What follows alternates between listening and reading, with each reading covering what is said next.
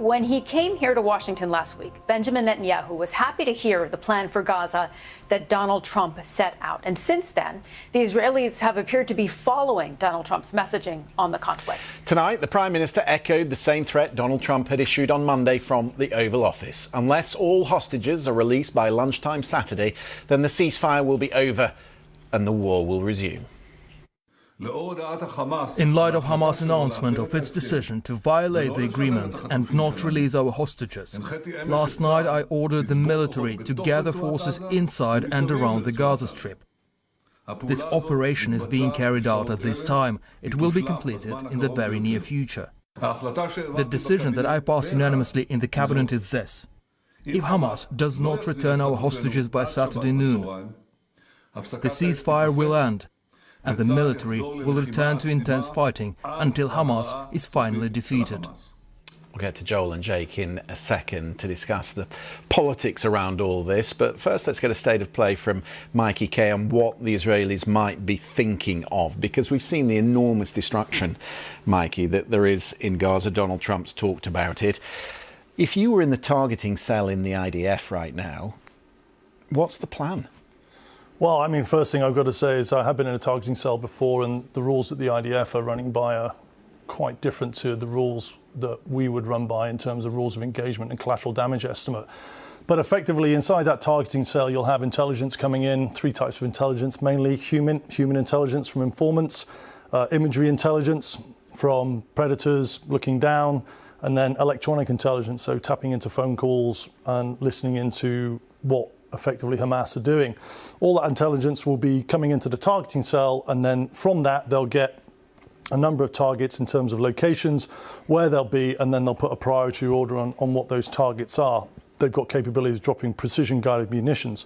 When we used to do this, it was a huge process of CDE, collateral damage estimate.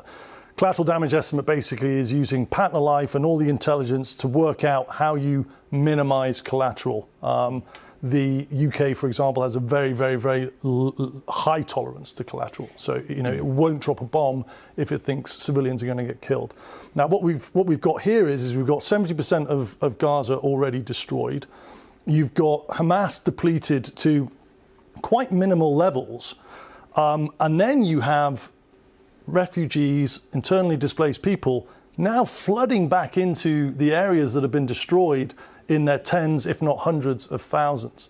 So you have this predicament where if the IDF restart this, they're going to start targeting Hamas, could be the tunnels, hundreds of kilometers of tunnels underneath Gaza, but a lot of them are already taken out through the dropping of apartment blocks, etc. So you've got that conundrum, and then you've got all these civilians coming back in who are trying to look for their homes, rebuild their homes. And so the usual protocol is that the IDF will say, there's a target in this area, leave. In the months that have gone by, the IDF have leafleted areas that they are going to target, or they've sent out messages on cell phones.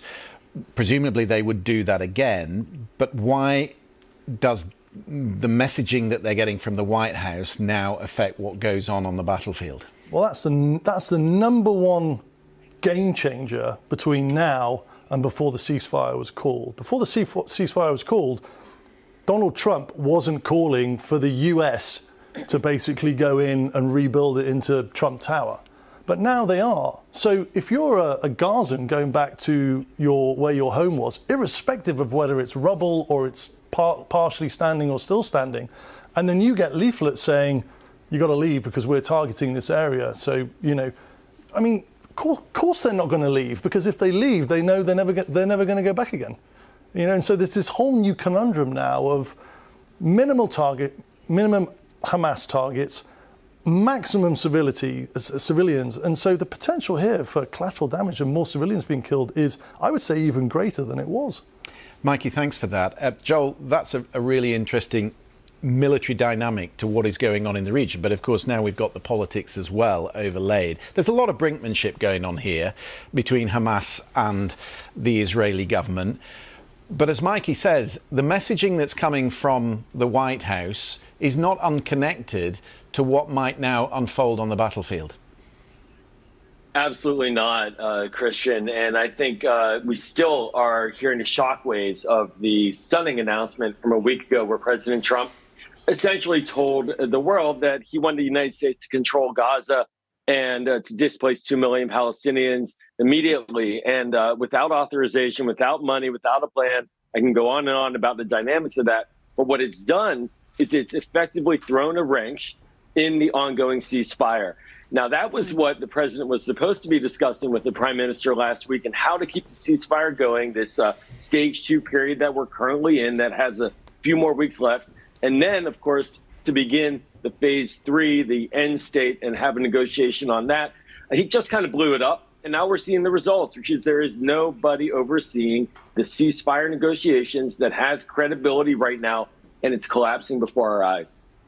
Joel, I actually want to take a closer look at that because we saw this interesting interplay today between the King of Jordan, King Abdullah, who was at the White House, and Donald Trump. And we know that the King of Jordan has said, he and Egypt reject Donald Trump's plans to buy or own Gaza and to resettle Palestinians there. And at the same time, Jordan today saying that they will take in 2,000 sick Palestinian children. That doesn't appear to have shifted Donald Trump's message, though, on Gaza. Take a listen. We're not going to buy anything. We're going to have it, and we're going to keep it, and we're going to make sure that there's going to be peace, and there's not going to be any problem, and nobody's going to question it. And we're going to run it very properly, and eventually we'll have economic development at a very large scale, maybe the largest scale on that site. And we'll have lots of good things built there, including hotels and office buildings and housing and other things. And we'll make that site into what it should be. Jake, no buy-in from the region, from Egypt, Jordan, of course. What do you make of Donald Trump doubling down on these comments? Well, there's a short-term issue here in terms of the ceasefire and the return of hostages. We need to mention this. The return of hostages and the terrible conditions that we have seen so far that the folks have been enduring. President Trump initiated the call for Saturday at noon. You saw Prime Minister Netanyahu back that statement up. It's critically important. In terms of what's going to take place there, you saw Secretary of State Marco Rubio say, if you have a better idea, now is the time for that. Arab leaders are going to meet in Egypt later this month.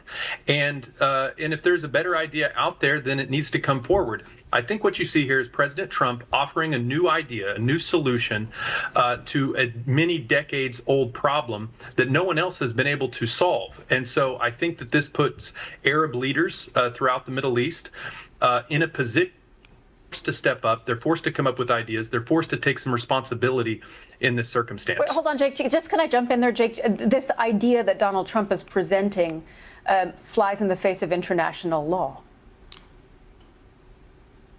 Well, listen, there is, without question, a lot of anxiety about what he has said throughout the international community, even within the United States. A lot of surprise at the announcement that he made. But I think the effect of what he is saying is going to cause nations in the Middle East to take a step up, which is necessary to solve this problem in the end. I think you see the president in his first administration with the Abraham Accords make tremendous progress for peace in the Middle East. I think that is his intention now, to continue that peace process. And as I said before, Secretary of State Marco Rubio has an open ear to new ideas about how to solve this problem and how to take responsibility, because ultimately we have to stop the killing and we need to make sure that Hamas is not in a position to attack Israel ever again. Joel? Well, look, I mean, Christian Sumi, the congressman, with all due respect, this is not a plan or an idea. There's no process being described. I concur. The hostages need to come out, and there is an actual ceasefire process underway right now that the president allegedly supports.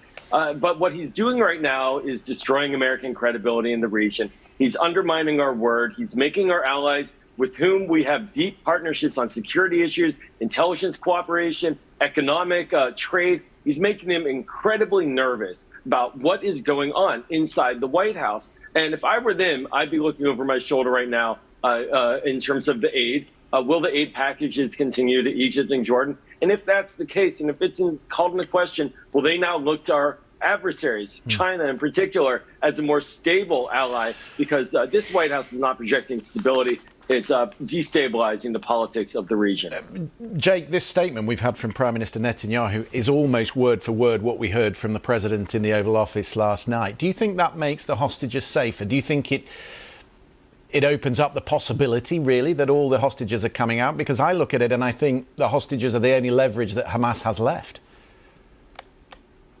I think that it is more likely that the hostages, all of the hostages, will be released. And no question, this is making countries in the region that we have military relationships with, like Jordan, it's giving them some anxiety and some pause. I think the president's position on this, and I think the way most Americans that share his party view this, is that he is trying to motivate people to step up to the table and propose solutions to take some responsibility for what the future looks like. Because what we've seen over the past, with respect, in this last administration was not a stable or safe world.